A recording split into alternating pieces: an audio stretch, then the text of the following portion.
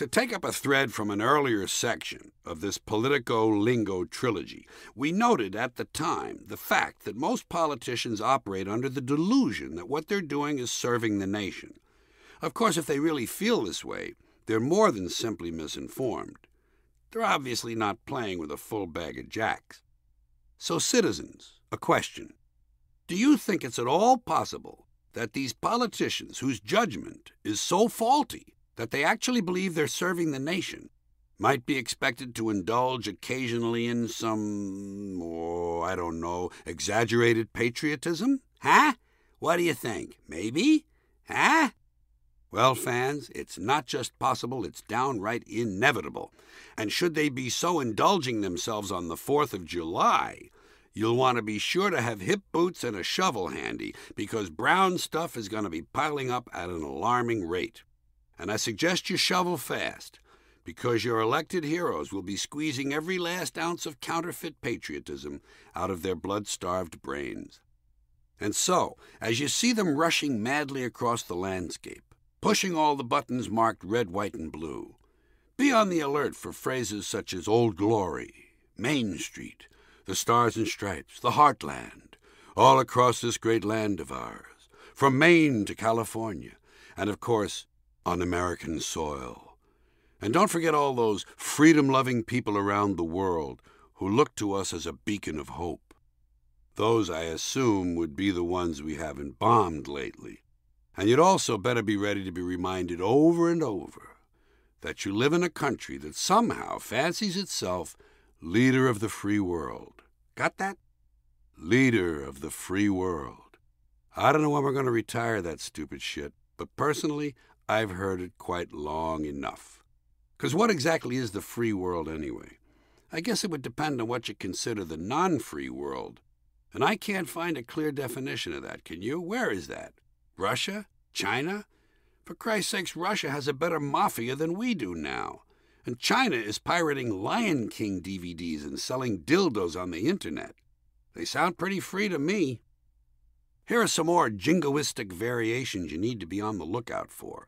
The greatest nation on earth, the greatest nation in the history of the world, and the most powerful nation on the face of the earth. That last one is usually thrown in just before we bomb a bunch of brown people, which is every couple of years. And bombing brings me to the language used by politicians when referring to our armed forces. Now, normally, during peacetime, politicians will refer to members of the military as our young men and women around the world.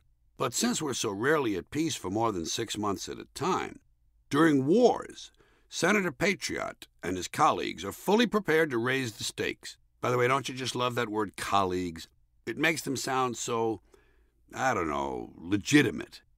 And so it is that in times of combat, our young men and women around the world quickly become our brave young fighting men and women stationed halfway around the world in places whose names they can't pronounce. And for added emotional impact, they may also mention that these military folks spend a lot of time wondering if they'll ever see their loved ones again. That one gets people right in the belly button. And should the speaker be going for maximum emotional effect, he will deliver the above passage, substituting sons and daughters for men and women. And isn't that reference, places whose names they can't pronounce, a lovely little piece of subtle racism? That's an all-American red meat bonus they throw in for you. Here's another way politicians express their racist geographic chauvinism. Young men and women stationed in places the average American can't find on a map. I've always thought it was amusing and a bit out of character for a politician to go out of his way to point out the limited amount of intelligence possessed by the American people, especially since his job security depends on that very same limitation. It would also appear to contradict that other well-traveled and inaccurate standby. The American people are a lot smarter than they're given credit for. Amazingly, politicians have mastered the art of uttering those words with a perfectly straight face, even though the proposition is stated precisely backward. Judging from the results of focus groups, polls, and election returns that I've seen, and watching the advertising directed at Americans, I'd say the American people are a lot dumber than they're given credit for. As one example, just look at the individuals they keep sending to their state houses and to Washington to represent them. Look also at what they've done to their once beautiful country and its once beautiful landscape. Wrapping up this modest review of patriotic political language, I think it's safe to conclude that the degree of a politician's insincerity can best be measured by how far around the world our soldiers are and whether or not any of them is able to pronounce the name of the place, and whether or not their neighbors back home can find it on a map.